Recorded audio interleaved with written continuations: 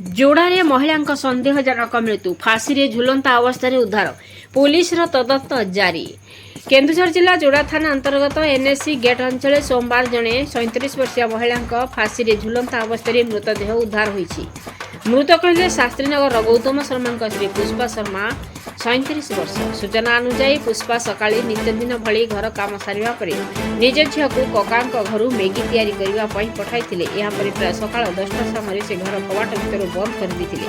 किछि समय पर झील घर को फेरी मां को डाकिथिले कौनसी उत्तर मिल नथिला। परिवार लोके कवाट भांगी देखा बेले को पुष्पा घर भितर फाँसी झुलंता अवस्था पाई। परिवार सदस्य माने तुरंत तांको टाटा मेडिकल को नहीं तेरे सेठार डाक्टर तांको मृत घोषणा करथिले। खबर पाई जोड़ा पुलिस घटनास्थल में पहुंची मृतदेह को जबत कर शव व्यवच्छेद पठाई।